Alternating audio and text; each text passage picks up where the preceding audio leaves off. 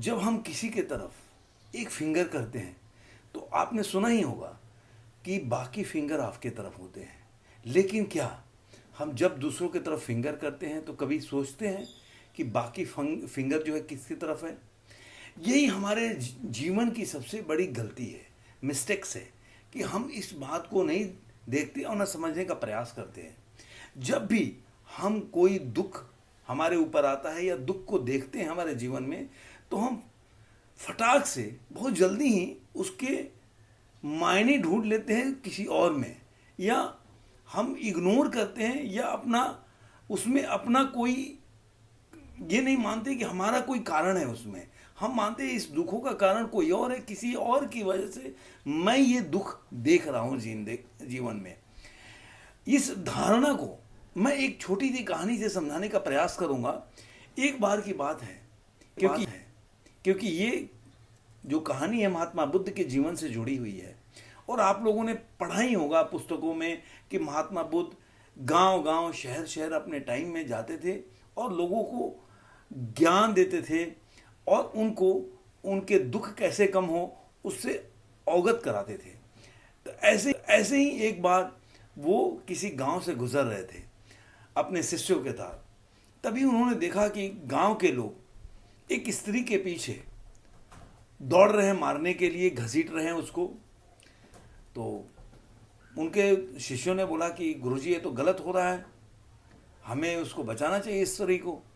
तो महात्मा बुद्ध भी बोले हाँ सही बात है।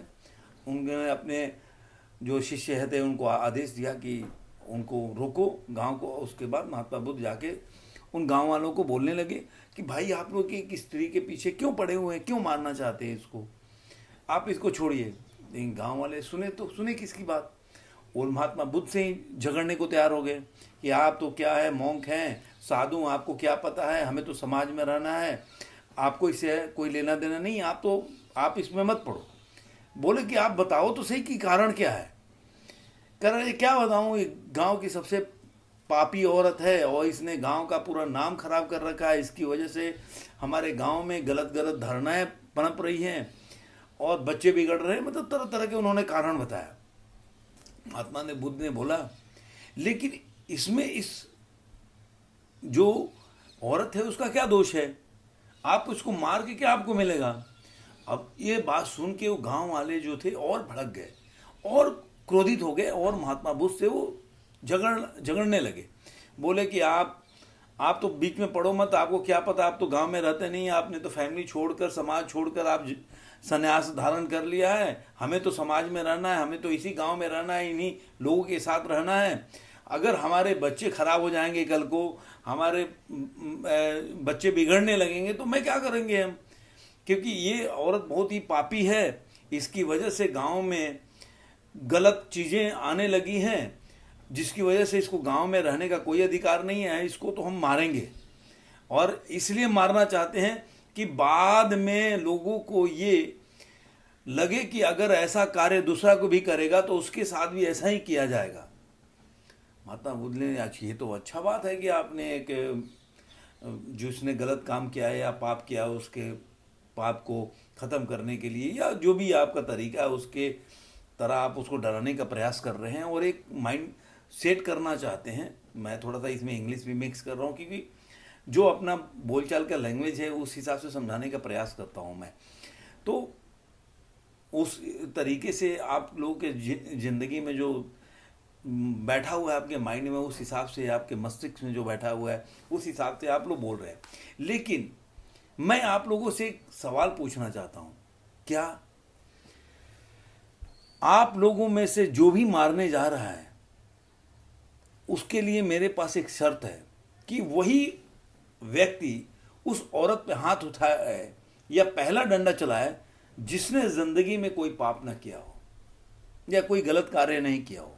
क्योंकि तभी तो बात बनेगी ना कि भाई आप बोल रहे हो इसने ये गलत है या ये पापी है तो इसको मारना चाहिए। तो आपको पहले अपने को देखना पड़ेगा कि मैं उसके मारने लायक हूं कि नहीं। अगर मैं पापी नहीं रहूंगा तभी तो मारूंगा। जब मैंने भी पाप किया है तो उसके पाप और मेरे पाप में क्या अंतर है। अब सारे गांव के लोग जो है ठिठक गए। अब सब सोच में पड़ गए कि आखिर मारे कौन, कि सबको अपने पाप याद आने लगे कि मैंने क्या गलत किया, मैंने क्या गलत किया। अब ये कहानी ये आपको समझाती है कि हम अपने जो भी जिंदगी में परेशानियां झेलते हैं, हम कभी भी ठहर कर, खड़ा होकर, शांत भाव से, आंख बंद करके ये नहीं सोचते हैं कि हमने वो गलती की है कि नहीं, या इस गलती या जो ये हमारे ज़िंदगी में जो अवसाद आया हुआ है, दुख आया हुआ है, इसका कारण कहीं मैं तो नहीं, या मेरा कोई कार्य तो नहीं, या मेरा कोई डिसीजन तो नहीं। हम कभी नहीं सोचते। जब हम अपने इस चीज़ पे शांत होकर सोचेंगे, जैसे हमेशा बोला जाता है कि आदमी को कभी कभी अकेले भी रहना चाहिए।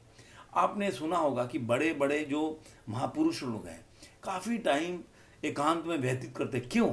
क्योंकि उनको पता चलता था, दिमाग में चलता था कि उन्होंने क्या कार्य किया है। उनका दिमाग ये ढूंढने का प्रयास करता था कि आखिर हमारी क्या गलती है जिसकी वजह से हम ऐसे जीवन जी रहे हैं, या कोई भी चीज़ का क्या कारण हो सकता है।